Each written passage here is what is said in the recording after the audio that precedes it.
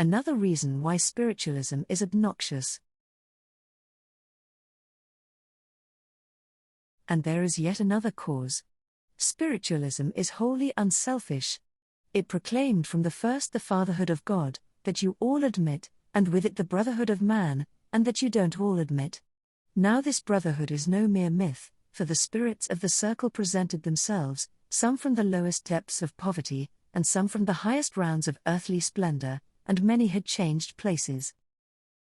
The law of caste was annihilated and the lines of demarcation were broken down. The communications of the spirits represented a new aristocracy.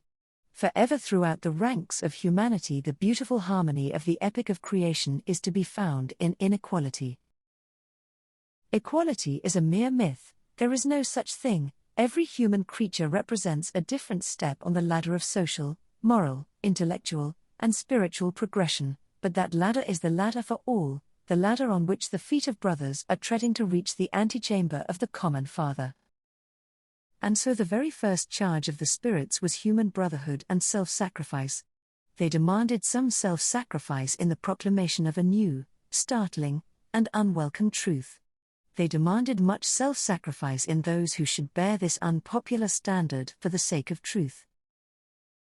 Above all, they demanded sacrifice to those darling vices for which so many of us have hitherto had a theological sponge, but which now stamp us with an awful and stupendous responsibility that we cannot escape from. Hence a great many brethren realizing at first the glory, and the brightness, and the beauty, the reunion with spiritual hosts, the marvel of spiritual communion, the great outpouring of that which they had called the world of supernaturalism, the revealments of clairvoyance, the astonishment of the inner sight, the discovery of new and occult forces in man and in nature, beholding only the glittering gems, but gradually finding that the stern ethics of the spirits were beginning to descend from glittering generalities to specialties, to personal tests and personal analysis, they have fallen away. Spiritualism is neither a convenient religion nor an easy burden to bear before the world. No wonder, then, that it has proved a mighty test of character. No wonder that there are but few who now stand shoulder to shoulder where the spirits first found them. No wonder that those who have fallen away have retreated from the infidel spirits because they would not endorse their special creeds, or from the low and vulgar spirits because they were levelers and did not endorse their aristocratic pretensions.